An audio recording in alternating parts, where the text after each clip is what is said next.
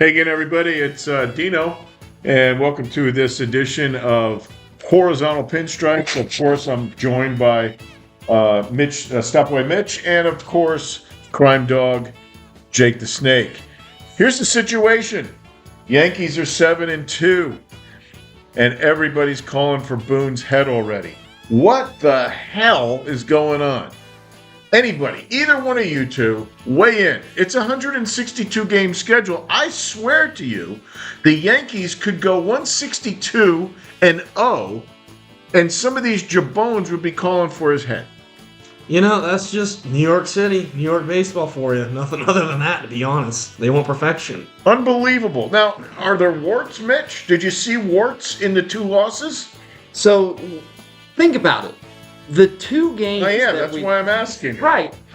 This guy. So, look, we only lost 2 games so far. Okay? Both of those games were only by 1 run. But we still lost. Okay, I understand that. But at the same time, it's just like, we're not going to win every single one. Well, that brings me to a great point. We're going to lose 60 games. We are going to lose 60 games. Automatic. So, chalk this up, and this to all these idiots that are calling for Boone's head, that are saying, oh, the Yankees need to do this, they got to get rid of this guy or that guy, they got to bring up this clown or that clown. Take a piece of paper and draw 2 columns, wins and losses.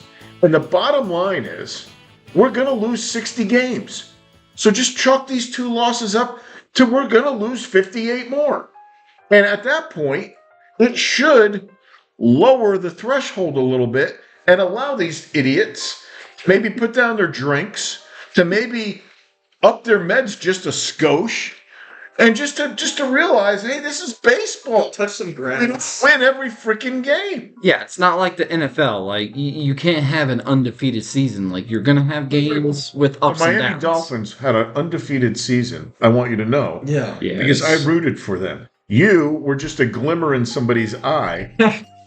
And I was strapped in wearing my Miami Dolphins helmet, and we lost to the Cowboys. Oh, no, that was the year before.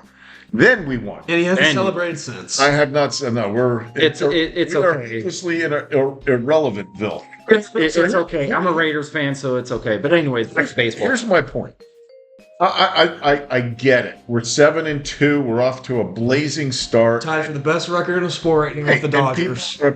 And people are upset. I don't think there is a legitimate reason to be upset. However, let's touch on a few of the warts that we have seen. Give me your number one. This is my issue. If I had any issue with this team, this is my issue. Bullpen, specifically. Bullpen, if I'm picking one thing, and one thing only right now, bullpen. I came into the season with It's too general. Flag. Who itself? Yeah.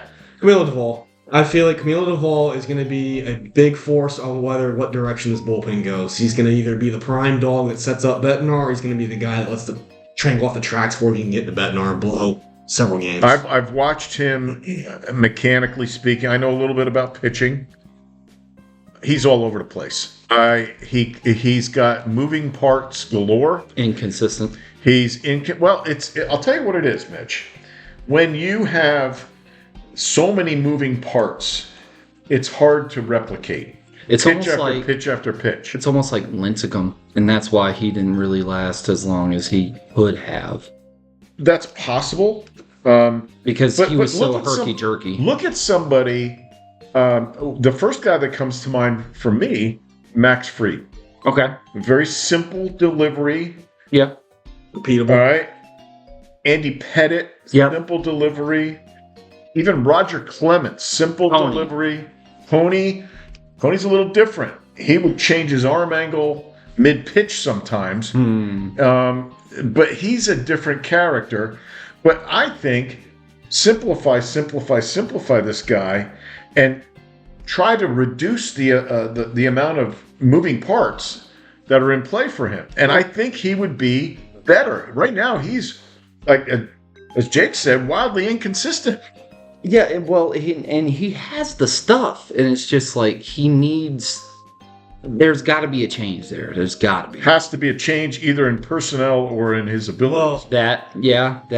The thing with Camilo is that the talent, as we've mentioned, is there. If we go back to 2023, right? 3 years ago. A couple years back, he's been this main saves guy for the Giants. For how many years before that? I think that was his first breakout year. So could it have been a flash in the pan? So his numbers that year were he got 39 saves, he pitched 67.2 innings. His ERA still a little high, 2.93. How many walks? Walks. Let's see here.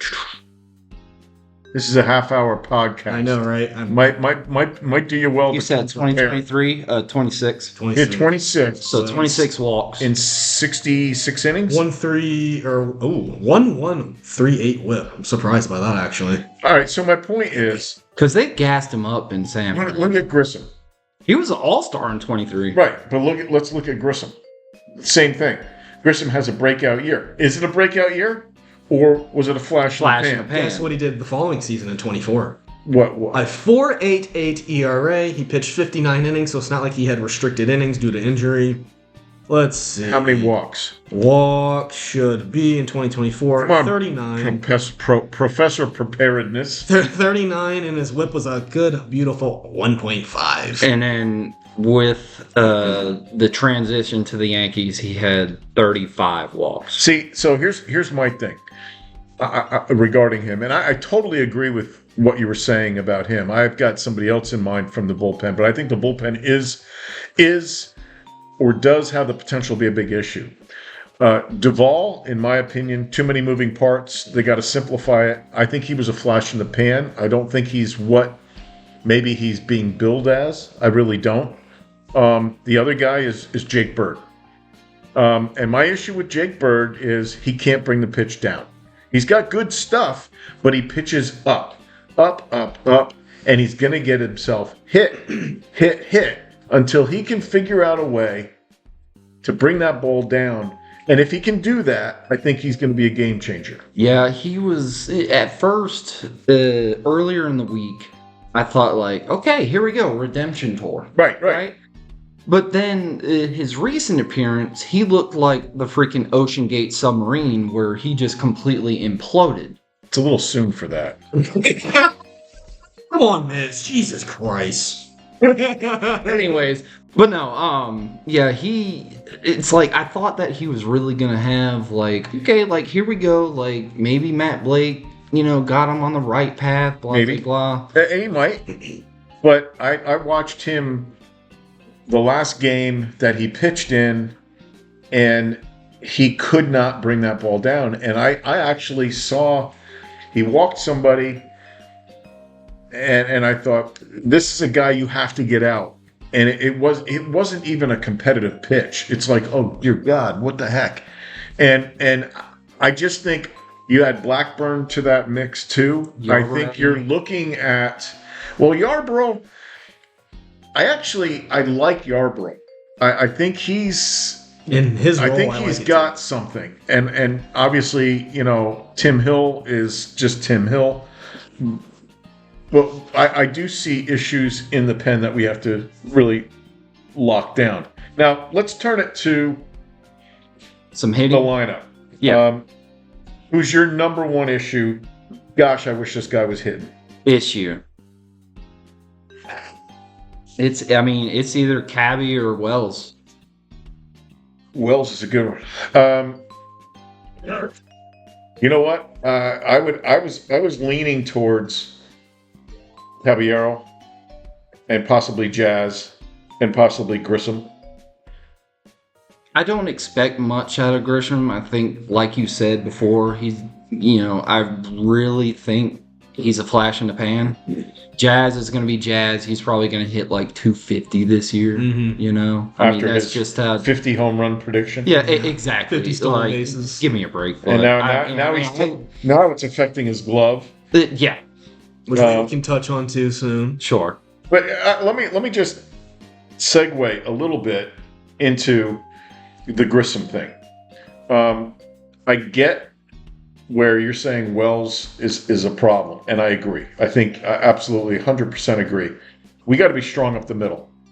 And that's not just defensively. I think we have to be strong up the middle hitting, because that's roughly half the lineup. You got catcher, second base, shortstop, center field. It's 4 slots that aren't hitting. And then you add our third baseman, who might as well just go up there with a pool noodle. And yeah, straight up garden hose. I mean, I looked at the game the other day, and McMahon is sitting there with a freaking sub 2 right now. Sub 2. He's been .087. 087. Less than 3 hits on the year right Good now. Shoot, Lord. that's Jake's sperm count. Sweet Christmas.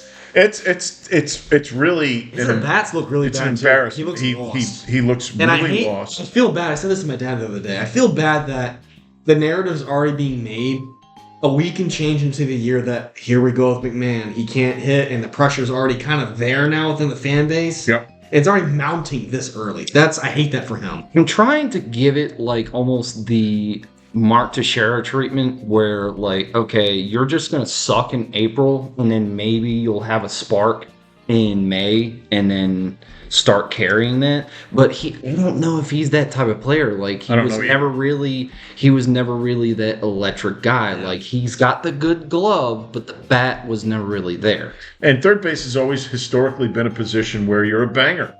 You can field the ball and you can bang the ball. And if you look around the league, that's generally speaking, that's the kind of players that are employed at third base. And I don't see any of that coming from him. And he came to New York, obviously from Colorado, but came to New York with a little bit of fanfare. Hey, this guy's got some pop. I see no pop. Mm-hmm. I see no ability to even get on base unless he walks or gets hit with a pitch. His biggest issue last year, all season, even as a Yankee, was like the amount of times he'd strike out for at bat. It was like through the roof. You have the sport, not just his position, but the sport. And strikeout percentage is like ridiculous. I forget what it was. Mitch, you can maybe find it, but and he's carried that over to this year. But granted, it's super small sample size, but it's you make a brilliant point. And last week you were just, I don't know what happened, but it was like Jake Nirvana. You were in the zone. But and maybe here we go again. But you were talking about a high strikeout rate. Well, I'm going to bring somebody else up.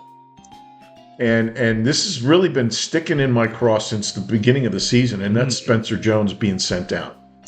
Now, I understand we're invested in Grissom. I get it. I don't get it, but I get it, if you know what I mean. And I was hoping that Grissom might be able to explode and give us something. It looks like, Mitch, like you said, he's got nothing.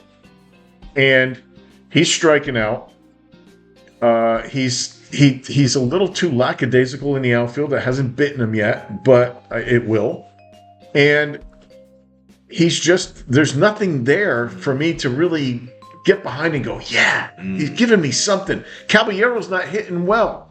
But you know what? Caballero, to me, there's a reason to cheer. He has other things. There's something. He's good for the clubhouse. That's why I like Cabby. But I got to go back to the strikeout rate. It's not even about the stolen bases. Like, Cabby is good for the clubhouse, and that's what the Yankees need at this point. I agree. But I want to go back to Spencer Jones because Spencer Jones should have broke with the club. Spencer Jones had nothing to prove. He gets sent down to AAA, where he's been anchored for a while, and he's struggling. Strikeout rate is high. He's not hitting worth a crap.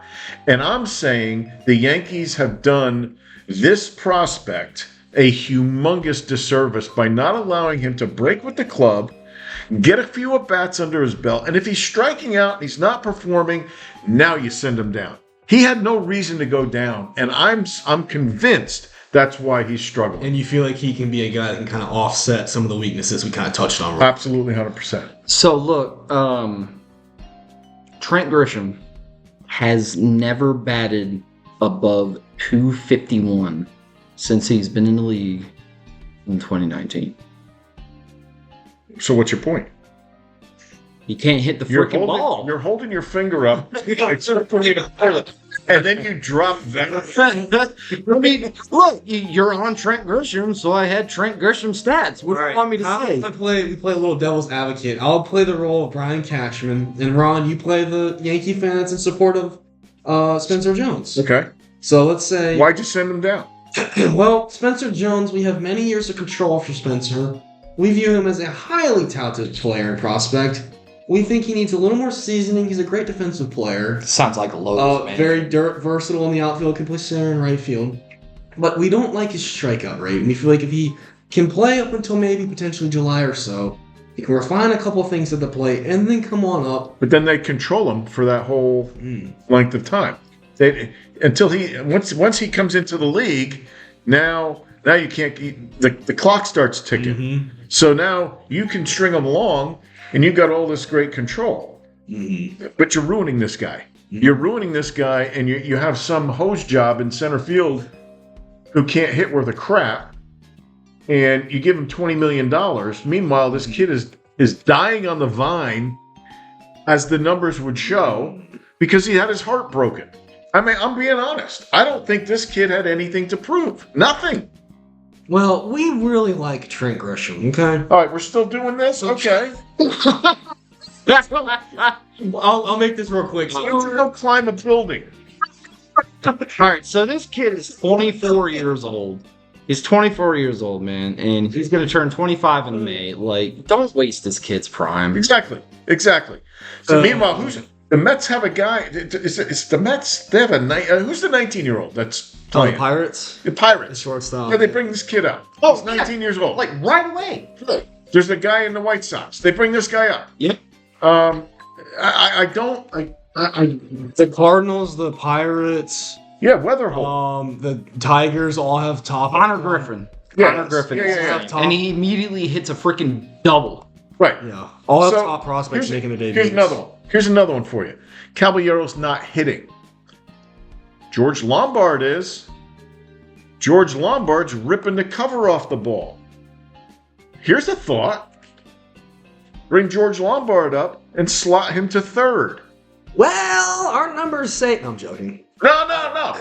Play along. You do Cashman very well. I don't know if that's a compliment or what. It's not. It's not. It's not. Well, George is... If we talk about young players, he's very young. Mitch, I don't know, you can find how old he is. I think he's 20. Yeah, he's very young. Very raw prospect. He has a lot of potential. Yes, he is And 20. He'll be 21 in June. It's double A. Or is he he's still double A? Or is he triple A? I think he's triple I think A. he's with Somerset. Oh, then he's double. Nonetheless, he hasn't played above double A. Sometimes. I feel like it's a bit early to bring him in, no matter how bad Volpe or Cabrera could be. All right, listen. Dave Winfield. Never played a game in the minor leagues. Somerset. Dave Winfield, Hall of Famer. I can name other guys from the way back. I'll give you here's the best one. Robin Yount. Shortstop. I think he was 18 years old when he had graduated high school and they put him in the infield for the Milwaukee Brewers. Now, granted, it's the Milwaukee Brewers. And what did Robin Yount do? Well, you know what? He carved out a pretty good career for himself, and he found himself in the Hall of Fame. Yeah. I'm saying, you know what? Sometimes you've got to maybe allow a player to grow if you see something.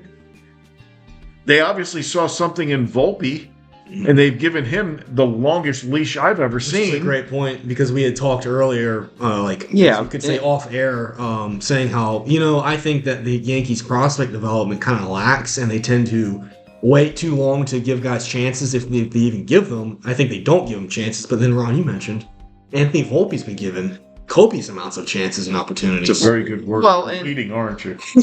I just learned last week. And they're giving certain players too many chances. Meanwhile, you got people drowning in the depths. It's just sitting there like, what are we doing? We have all this talent. Bring them up. Give them a chance. I'm saying bring them up. What are you saying? Bring them up. You agree? Yes. So is it the control thing? Probably a combination of that, I feel like. Because, we don't like to call prospects up too early, because if we do, we lose a year or two of extra additional control. Even though we're one of the richest teams in the planet right now, we like to penny pinch and keep players under minimum control and value for an extra year, so we hold them down. Well, here's to that could be potential. Here's to Mitch's point. you're taking a guy who's 24, about to be 25, and these are the last 2 years. Really, he could have brought him up as a bench player. He's putting him in as defensive. Get a cup of coffee. Get a cup of coffee.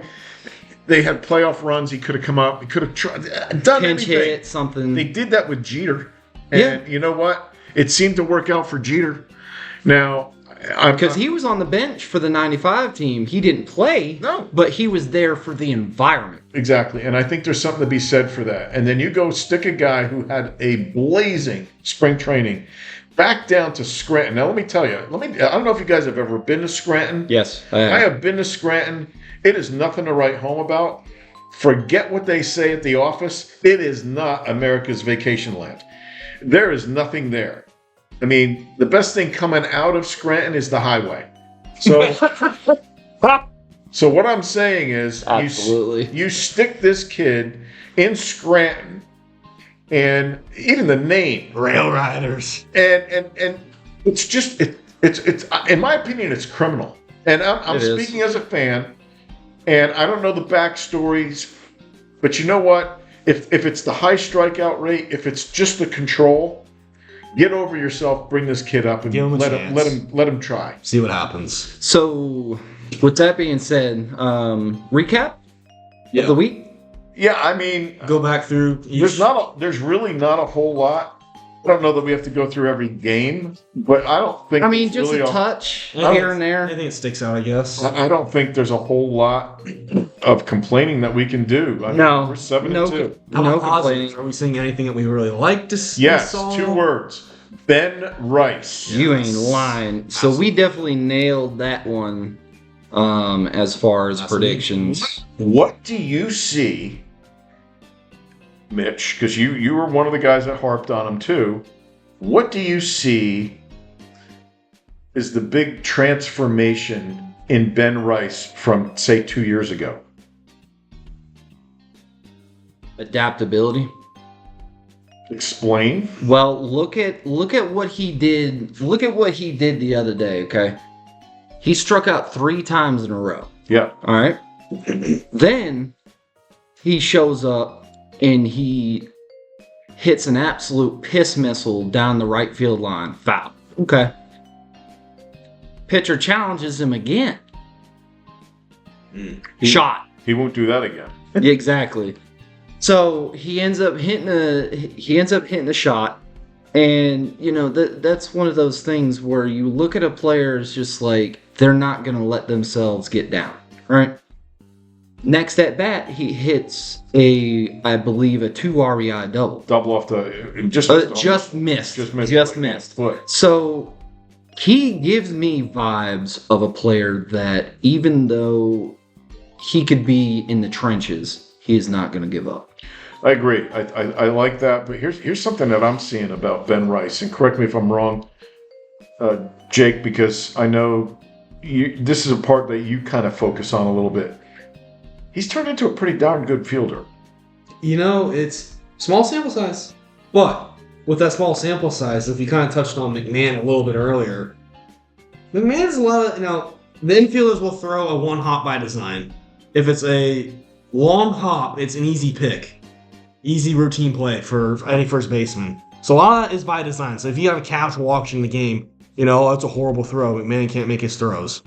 But there were a lot of throws by McMahon recently that were not long hops. They're short hops. They're not McMahon-esque or really MLB player-esque. Ben Rice, to his credit, is making some solid scoops and plays at first base. He really is. And when he first came in, he was primarily, if I'm not mistaken, a catcher. Yep. And they segued him to first base out of need. And, I don't know who's tutoring him. I'm sure it's Goldschmidt. I'm sure it's other players.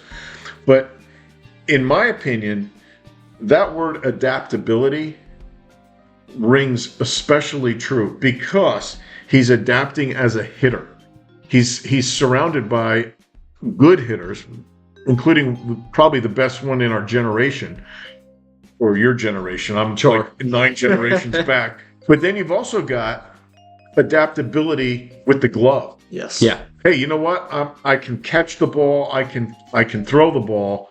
I can play catcher. I can play first base. You know what? I bet you could stick him in the outfield. He'd do okay. Yeah. But I happen to absolutely love the kid. I think he is on his way of becoming a true star in the league. He gives me reason to cheer. I'll give you a good this is just a quick side story. I was getting ready to leave, and my wife was kind of lighting a fire under my ass because I'm watching the game. And she's like, let's go if we're going to go. All right, yeah. I get to the door. I'm about to walk out, and I see Ben Rice in the on-deck circle. I said, whoa, wait. And without missing a beat, my wife goes, it's Ben Rice, isn't it? And to his credit, he got a hit. So, I mean, if my wife is taking note of who Ben Rice is, and she's more than a casual fan, but player personnel is not her strong suit. I mean, she's a Yankees fan, but probably can name like 5 guys. Sure. Ben Rice now being one of them. So I happen to love him. I think he's great. That's certainly good. What else we got on the recap? I think real quick too. Last thing mentioned on Ben Rice is, like, Mitch, you nailed the word adaptability for Ben Rice. On the defensive side, first base is one of those positions where it's like, oh, we can just throw anyone there and they'll figure it out. And like we say that. Yeah, we say that until you throw just about anyone there, and then you realize, hold on. Like Jake Bowers. We got an issue here. This guy can't pick it. He can't do anything. He's not heads up. The first baseman, besides the catcher, is probably having the ball in his hand. Second, third most on the field? Probably. So they're up there. They play a large role defensively more than you think. So it's nice to see him make those strides. So real quick, game 1, that was kind of a little bit of a gut punch. The bats went cold. Luis Castillo, Seattle series. So Seattle series. Luis Castillo silenced us. Cal Raleigh finally decides that he wants to play baseball. Pitching is going to be good hitting. It just is. Yeah. And so, he's one of the best. But going back to your prediction, Ron, Weathers did do pretty good. I mean, it was only 4 1/3, but he did prove me wrong. 7 or so strikeouts. Yeah. Solid start. Bullpen was solid. It's just, I mean, it's one of those gut punches. I mean, we only lost 2-1, so it is what it is. So Max Fried, 7 shutout innings. Bats were electric. Ben Rice walks twice, hitting an RBI. Hendrick and Hill shut down the game. Game 3, Ben Rice, 2 hits, 1 walk, 2 RBI, solo shot. Goldie with a 3-run shot. Cammy absolutely dominated yet again. Going back to your thing about continuing into 2026 against a respectable lineup too.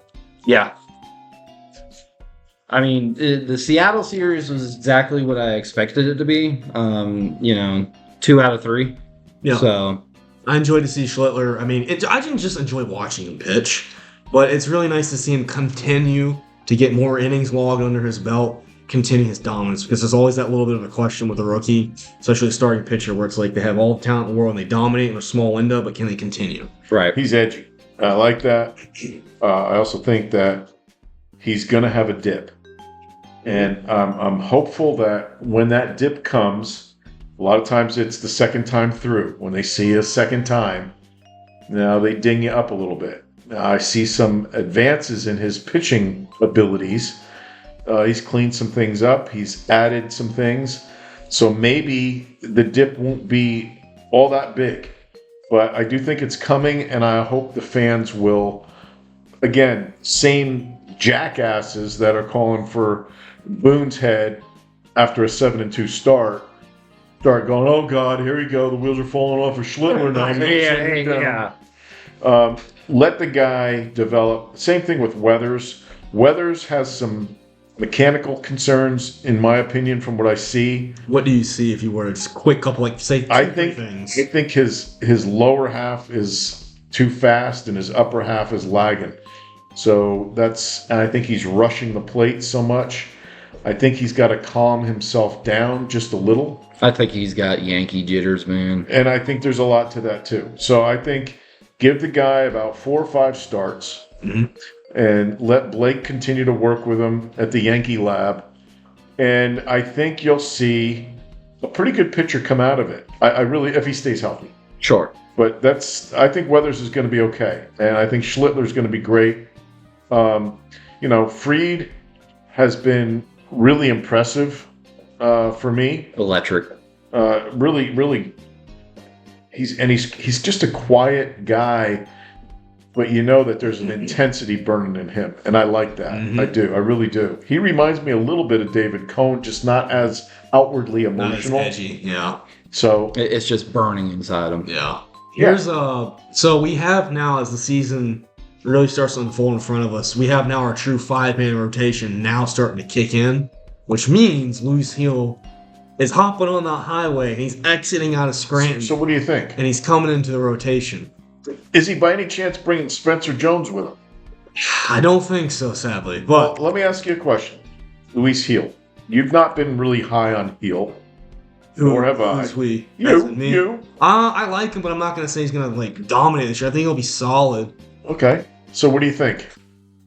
I think there's going to be a little touch and go, potentially to start off the year for him. The season I don't think will be perfectly smooth, especially for a guy like Hill. It's a lot of hell or high water for him. Okay. I think we just need to have patience with him and not overreact like the Yankee fan base likes to do. Okay. Because there's a lot of potential there. What if we got another one? Will Warren. I'm high on Will Warren. I think Will Warren's going to make the All-Star team this year. What'd you see? Will Warren impresses me because he's very consistent. He's very durable. And the word that first pops in my mind with him is vanilla. And what does that mean? Oh, vanilla's boring, but vanilla's a classic. It's a go-to classic when it comes to ice cream flavors. Hey, give me the vanilla. Can't go wrong. Can never go wrong with that. Will Warren, he comes out, he delivers. His job. It's kind of racist. And me and Mitch are on the same... I'm finding that to be a bit of a racist comment. Oh. Whoa! Really? Horizontal Pinstripes off the tracks. Yeah, right? What the hell's wrong with chocolate? You got a problem with chocolate? It's a classic. It's a classic. Well, not in my book, damn it. I do like your analogy, so continue. I think he is, as me and Mitch have talked about in the past, he reminds us of Clark Schmidt in a way. Clark Schmidt also is this kind of vanilla kind of guy. He comes along and he comes out and he does his job. He doesn't go super deep into games, but he can give you a lot of quality starts to keep your team in it. Will Warren's kind of similar in that way. I think he could have a higher ceiling than Clark Schmidt. But he just will come in and he'll pitch you 5 solid innings of just about every start, give or take. And he's going to stay healthy generally. Yeah. These guys are valuable. Go way back. He reminds me, this is going to sound crazy. He reminds me a little bit of Doc Medich. For the younger listeners, how would you describe it? Doc Medich was a Yankee pitcher in the early 70s who was one of the few arms that we could actually cheer for. 70s to the 80s.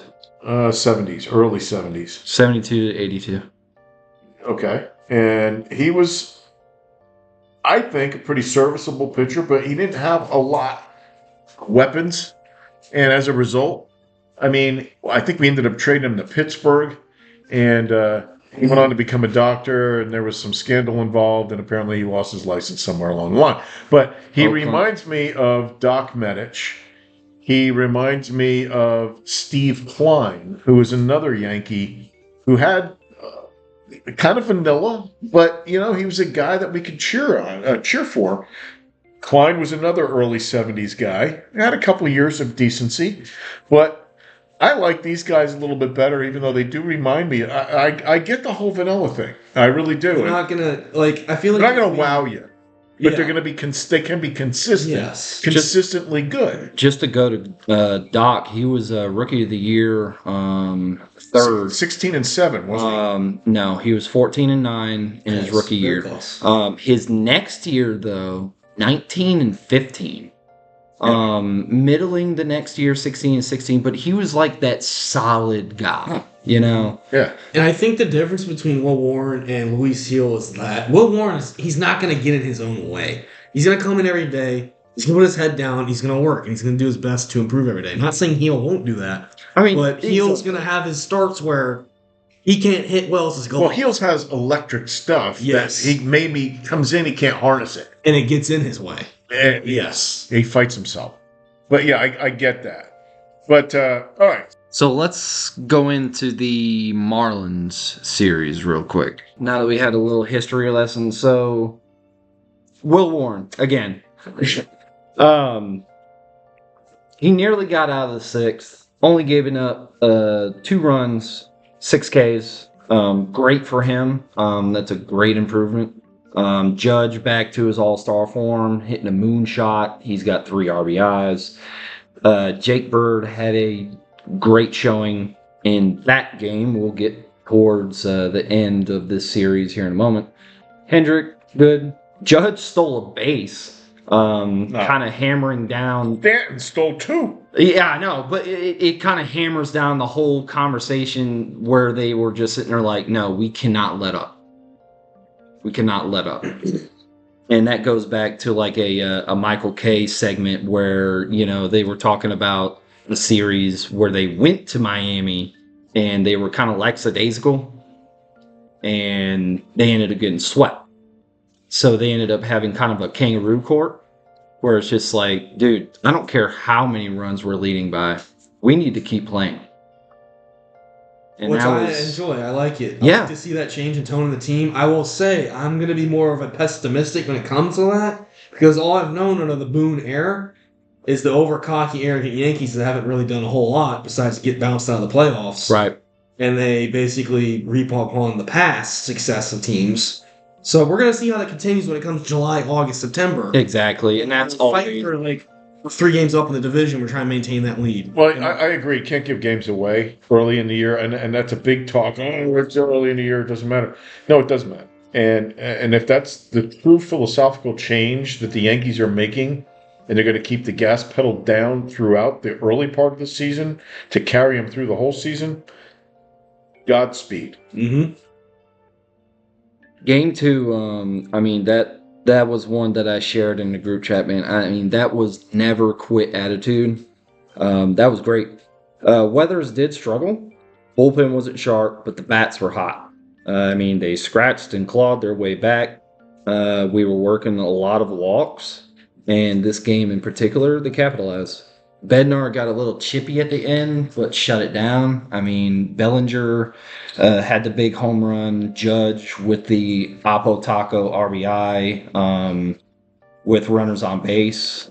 Big G had 2 RBIs. They ended up winning that one 9-7. So that was a really, really good game for them. Like, they did not quit.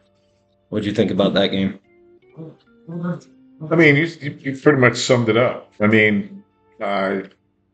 I'm looking at a bigger picture, We can look at these individual games and break it down to the microcosm. Sure. I would rather look at the broader spectrum of what's the philosophy, right? Who is not doing their part? Who is doing their part? Who do we see on the horizon? What's coming down the pike? Are we prepared? That's where we want to be. And I do think that these games, we're 7-2. So we've done a lot of things right. And certain players are already emerging. Bellinger, Rice. I think Judge will be fine. Yeah. I think these are the guys that you can start to count on. And Big G is actually starting to run like he doesn't have a trailer of bricks behind him, which is crazy. Like, every time I saw him steal a base, I was just like, what? Well, on that note, I've noticed, too, I like how... I'm not expecting Stanton to steal bases. That's just, something funny and cool to see. He stole sure. One. But I'm noticing this trend with, Jazz stealing bags, Caballero stealing bags, Grisham's getting in the action a little bit, and others, where, whether they have the speed to do so regularly or not, we're seeing more opportunities where the Yankees are a little more aggressive in this compared to the past. Bellinger got thrown out on a perfect throw. And Judge got thrown out on a good throw. I like that they're mobile, they're moving, they're realizing we're more than just, a walk and a 2-run homer. Yes. That's not a good recipe to carry you through the season. You got to be beating a team on multiple fronts. You might have to have good pitching, and you might have to scratch out just one run. You have to be able to put down a bunt. You have Which to be they've been doing recently. And Yes, they have. Which I also yes. These are things that, hey, hit the ball the opposite way. I saw somebody do it. It might have been Grissom. I don't know. And hang on, I got to beat the crap out of my dog. Oh, there goes our ASPCA sponsorship. Yeah, right. PETA's calling. So I just think that we're showing that we're more of a team, and we're doing things that a good baseball team can do. And that's one of the things I'm starting to see more differently in this team. And this, you keep saying with the caveat of small sample size, because a lot can change throughout the season. But it's really cool to see this change in philosophy, as you said, Mitch. Continue to fight, pedal to the metal, let's keep going. And this other change of philosophy of how we conduct ourselves mid-game with stealing bags, or laying bunts down, more small ball throughout the season so far. Versus, and I think small ball will help guys like McMahon, guys like Caballero, guys like Jazz. Jazz is not, in my opinion, a slugger. No. Jazz is a guy who's a complementary piece with some pop, who probably, I think, can thrive in a game where there's that kind of personality, where you get to run, you get to slap the ball around, you get to do. That's exciting for a guy. Well, and he has the speed to lay down a bunt, too. So it's just like, Absolutely. When he views himself as a slugger, that's when we run into issues, when we run into way too much swing and miss out of Jazz. Exactly. And it's just like, dude, okay, like, look, give me 20, 25. That's fine. Yep. Field the ball, lay down some bunts, create havoc on the base pass. You have the speed to do so. Speaking on field the ball, and so we're kind of touching on how this change of philosophy and tone in this team. We have Jazz in the Miami series making a little bit of a lazy play. We have Xavier Edwards, or was it Otto Lopez? One of the two. Otto Lopez. Otto Lopez, who can run, nonetheless. Routine ground ball. Jazz fields it cleanly, takes his time. 2 little shuffles, textbook, and releases the ball. Otto Lopez is safe because Otto is hooking it down the line to his credit. Right. Tip of the cap to him. Jazz, I think, with me, in my opinion, take your time, routine as can be, but then recognize Otto's getting after it. Yeah, I think. Let's get rid of this ball. He didn't recognize and just continue to the little sidearm slot, lazy throw to Ben Rice. I think there's a reason for that. Look at what Grissom, or not Grissom. Look at what Jazz is hitting. Jazz isn't hitting. Jazz came into the season predicting 50 home runs. Jazz is predicting a big payday. Jazz is predicting or betting on himself like Judge did. Problem is, Jazz is not Judge. Jazz is Jazz. And I think Jazz is taking that lack of hitting to the field, and it's affecting his fielding. I got to give you a history lesson.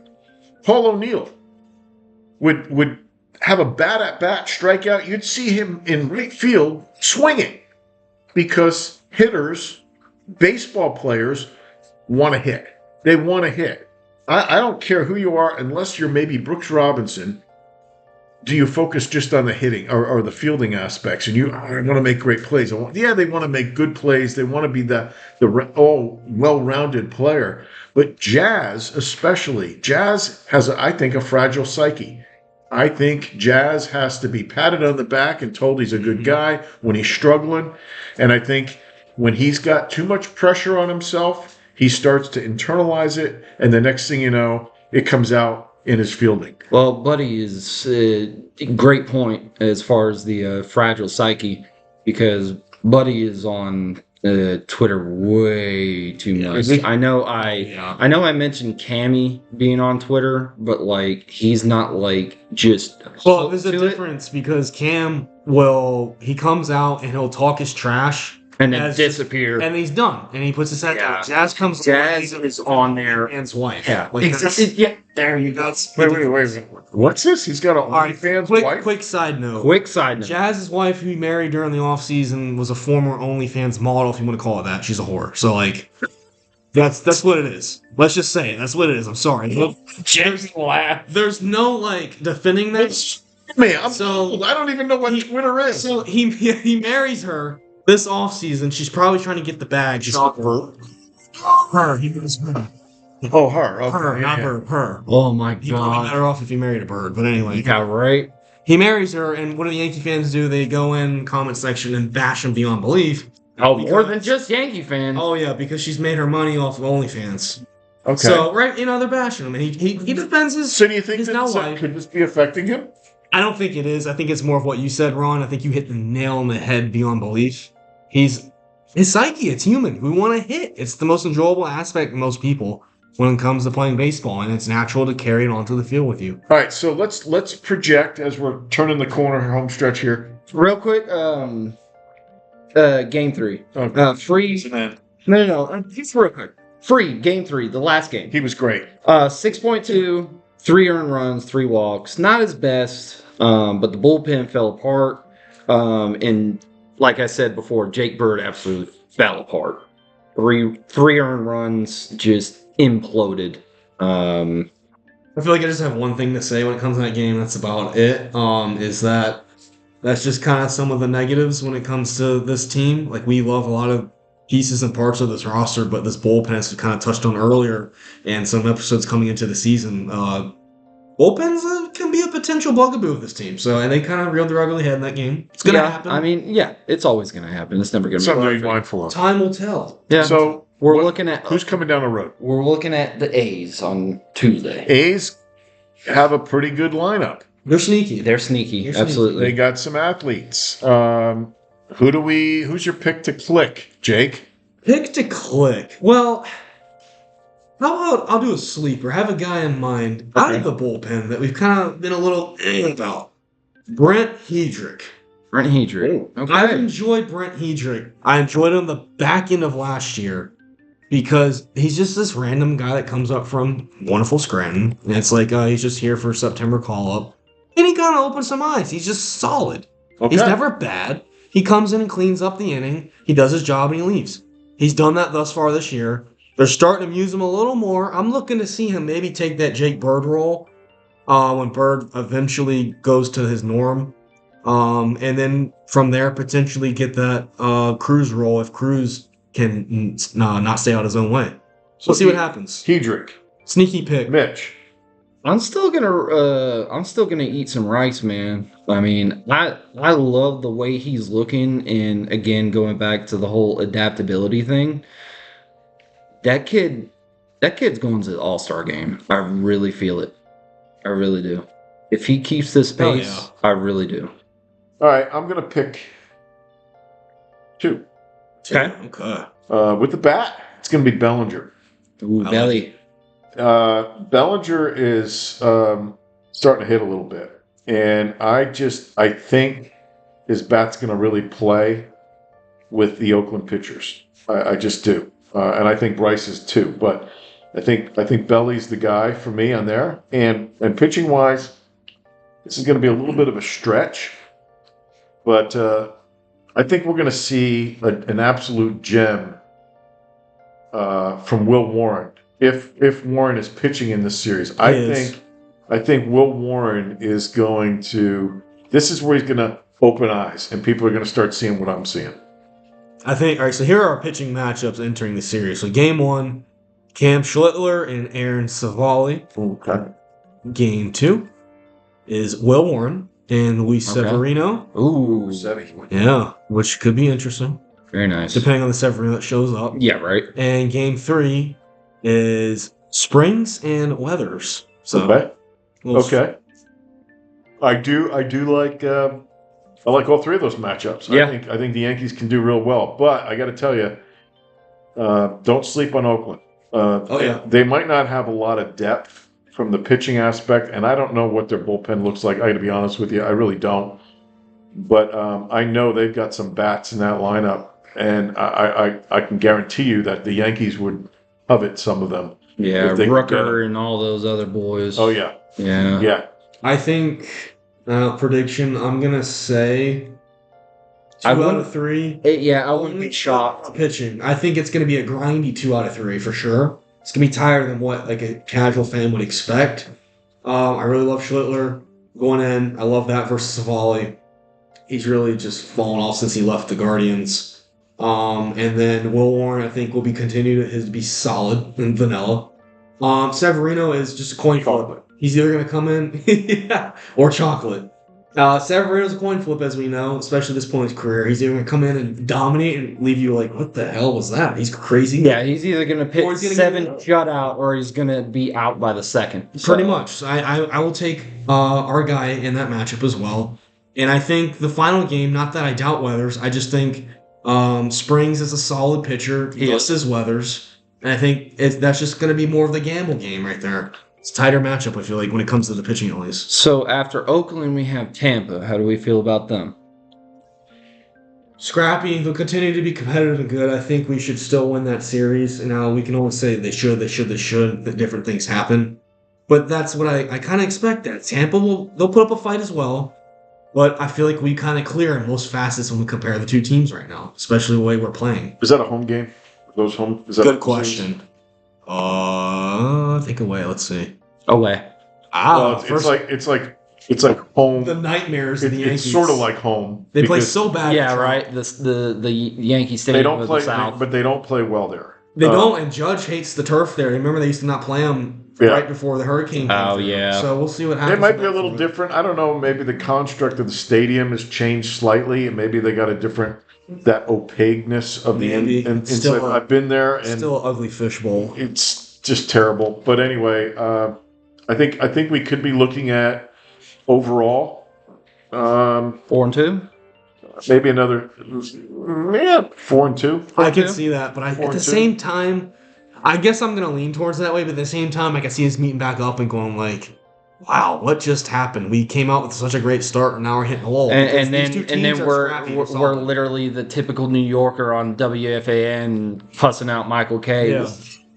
Yankees, Michael. So I'm going to go with the 4-2, but I wouldn't be shocked if we come back together the next time and we're like, wow, that was like a maybe bit of a rough patch. 3-3. So before we wrap up, I'm gonna introduce something. We've gone a few times. We have a minor league park here, and we go, and we make fools of ourselves often. One person in particular has a really good time, a raucous time, and that would be Mitch. Love that word. That's me. So, Mitch, I'm going to create a character for you. He's already created, but you're going to bring him into this next week. You're going to do a minute. I want you to do a minute and be the typical Yankee fan calling in on Michael and Don. Yes, I want you to and hot takes galore. Hot takes over the 2 series that we're going to be listening to. The Oakland. And if it goes bad, let it rip. Let it rip. Love it. If it goes great, then say so. That's what we're. Love it. And I want this to be a weekly thing. Truly honest. And really, I want you to really tap into that voice like the way you did it when we got kicked out of Harbor Park. So absolutely, I love it.